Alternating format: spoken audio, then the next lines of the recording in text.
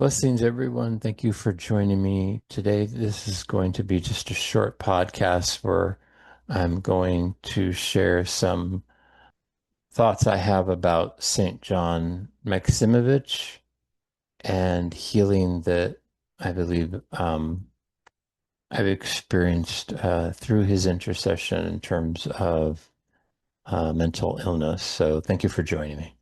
Okay, so this is Most Holy Virgin Cathedral or Joy of All Who Sorrow Cathedral in San Francisco on Geary Street. And this is where the holy relics of St. John are housed. This is a very, very beautiful architectural building in a beautiful setting. And here's the Golden Gate Bridge right there, beautiful photograph. As I talked about, I experienced some healing from mental illness. I've suffered from mental illness for most of my life, much of it trauma induced. Childhood trauma increases the risk of mental illness in adulthood, especially PTSD or post-traumatic stress disorder. A traumatic event can cause an escalation in mental illness. Oftentimes, this includes depression, anxiety, paranoia. Often, often I describe surviving childhood abuse as living as if an A bomb had been dropped at your feet. It explodes, but somehow you don't die, and then you just walk around really shell shocked the rest of your life, stressed, and nobody really knows why. I think if you look up disassociation, I think that describes what I think a lot of people experience. Disassociation are just very much feeling disconnected from reality, even sometimes your own body.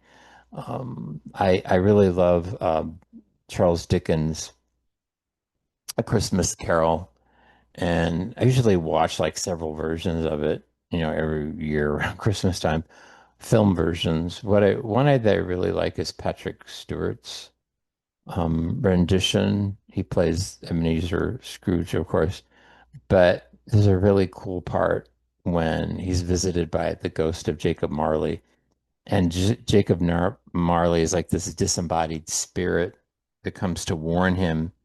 And he describes how these sort of ghosts who have not, I guess, presumably gone to heaven, just sort of wander around the world aimlessly, really unable to affect anything around them, even themselves. And I don't know, it's kind of like what mental illness feels like. Sometimes you're sort of trapped in your own brain.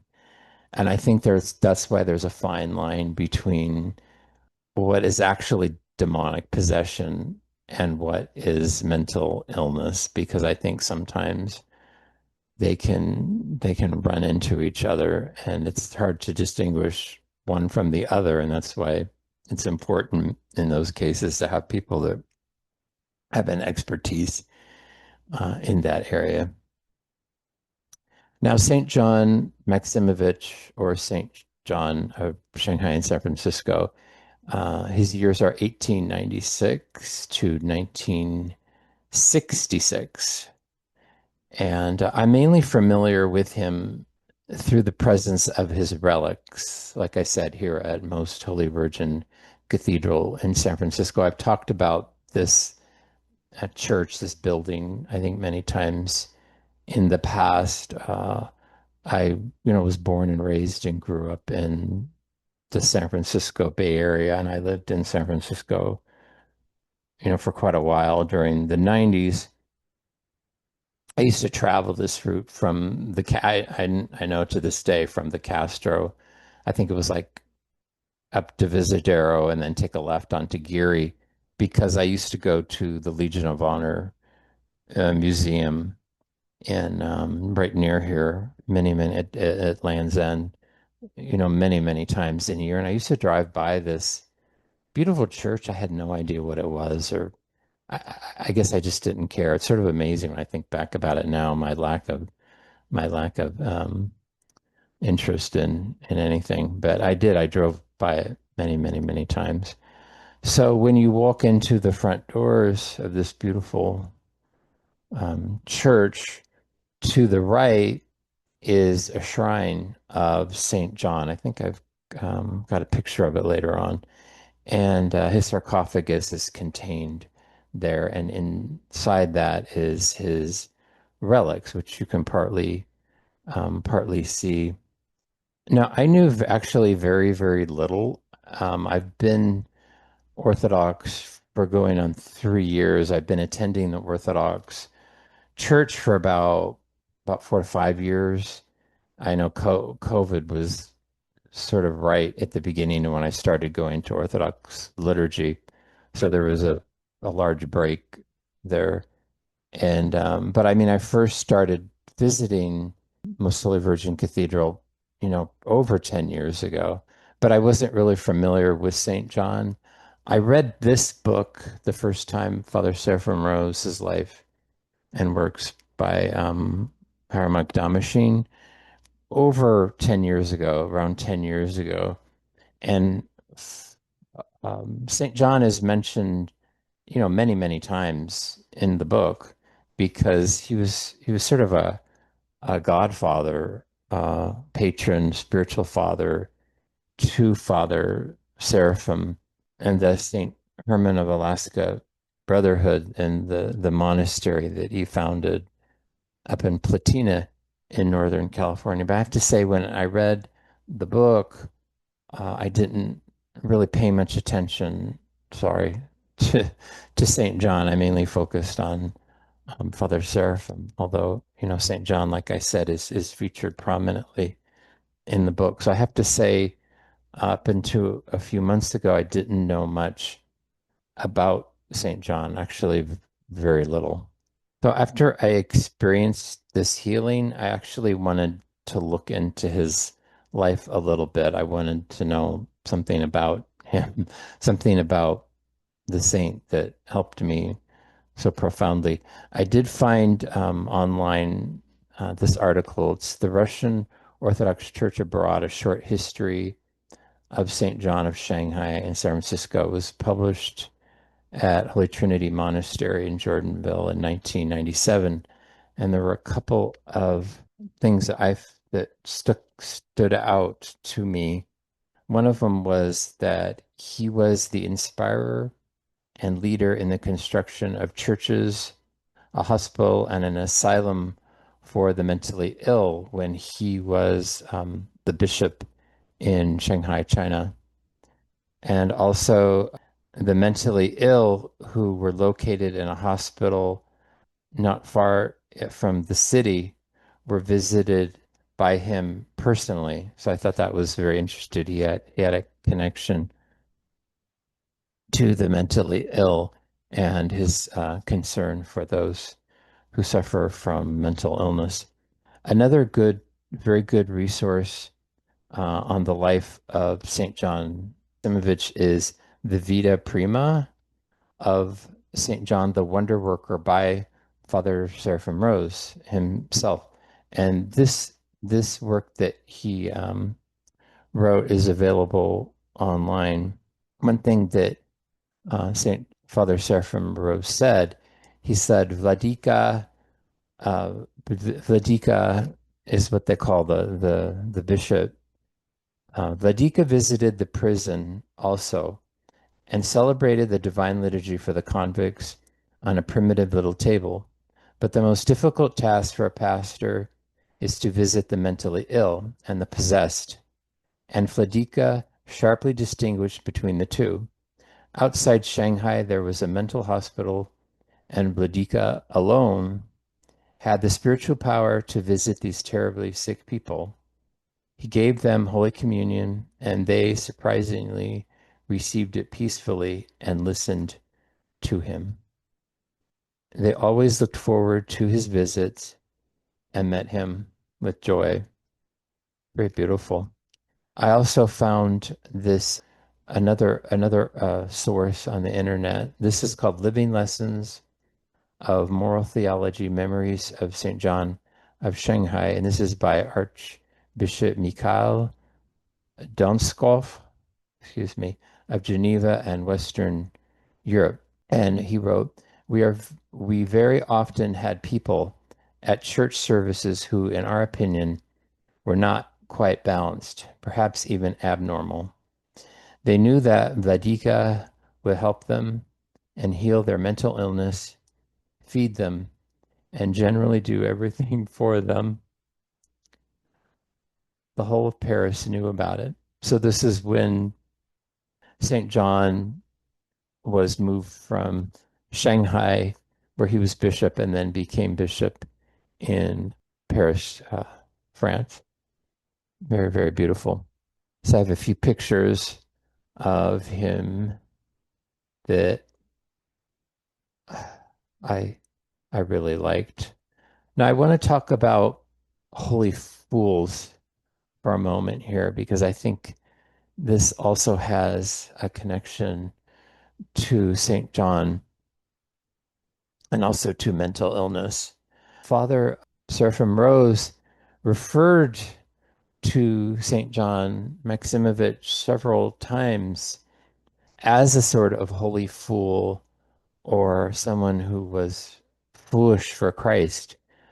Father Seraphim Rose wrote this: in Archbishop John, there are united three kinds of highest Christian activity that are rarely found together: that of a bold and esteemed prince of the church, an ascetic in the tradition of the Pillar Saints, taking upon himself the severest self-mortification, and a fool for Christ's sake, instructing men by a foolishness that was beyond the wisdom of this world.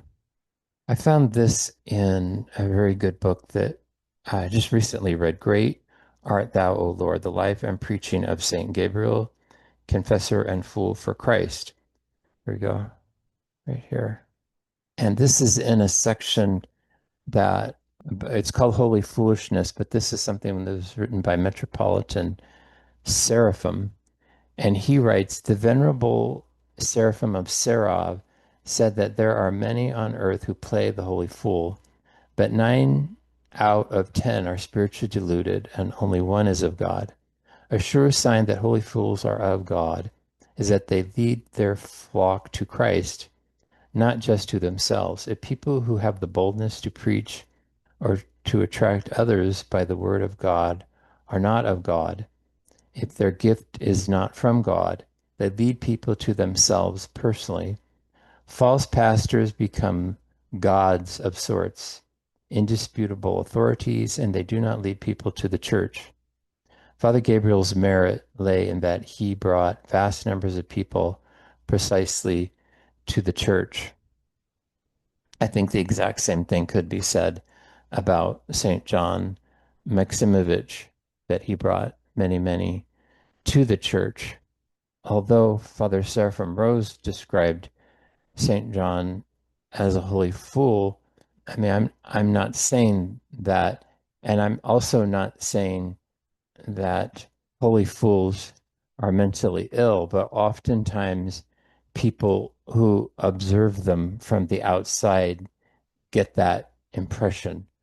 I put a couple of pictures here. This, I think, is Basil the Blessed, and this, of course, is Saint Xenia of St. Petersburg, and they are two very well-known examples of holy fools. So St. John, as I've shown here, had a very great interest in those who were mentally ill, and he was often also described, at least after his death, as someone who displayed a foolishness for Christ, and those people are sometimes seen as being mentally ill by those outside or those who do not understand them. So just a quick description of what happened to me. I took all of these pictures. This is inside Holy Virgin Cathedral in San Francisco.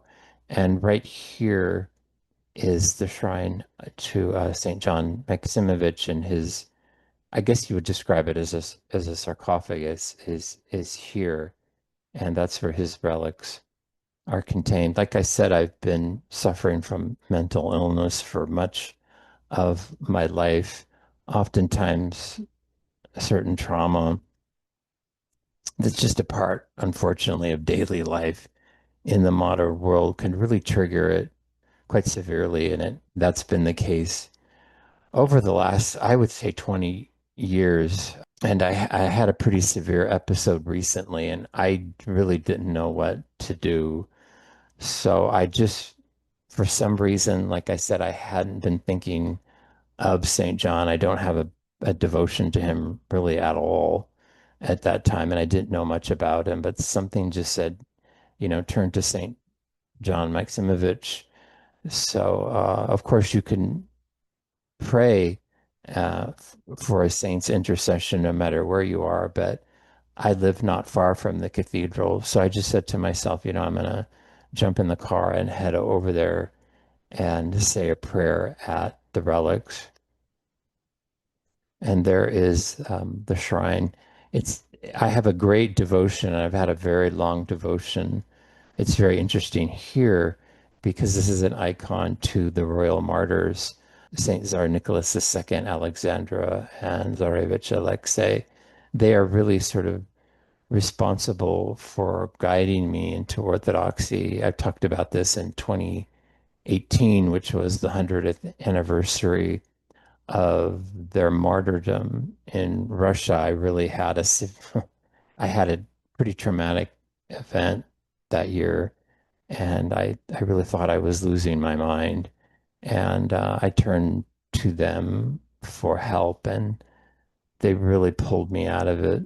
So it's not a coincidence for me that their icon is right next to his shrine. And there's the shrine with a beautiful, very beautiful icon of him. This is where his relics are contained. And there I am lighting some candles. And there are his incorrupt relics. Now, people would say, well, he doesn't look incorrupt to me. Sometimes Catholics are used to the wax edifices that are contained in, glass coffins. I have myself seen them in Paris. I remember Catherine Labouré, Vincent de Paul, where there's sort of a waxwork in a, like I said, in a glass coffin, and people think, oh, well, that's incorrupt. Well, you're actually seeing an edifice. So this is the actual body of St. John, and I looked this up. Within 10 to 15 years, a body that has not been embalmed, which was the case with St. John, will decompose to a skeleton. And this is not a skeleton. You can actually see the skin, the nails, the tendons, the veins in his hands. And this is a sign of his sanctity. So I entered the church and I went to his relics and prayed for his intercession that I could be healed of this mental torment that I'm going through. And instantaneously, I've had peace since then. It's been about a month. Whether or not this is just a short reprieve or some sort of long-term healing, I do not know. But I am grateful for whatever St. John Maximovitch has helped me to gain, because as those who have suffered from mental illness, a moment in that sort of torment and suffering is like an eternity. And to have a day where you don't have to be, where you don't have to be tortured in the prison of your mind is a great day. I can't underestimate that. If I just would have had one day, that day of peace, it would have been a miracle, but I'm still at peace. So I thank St. John every day.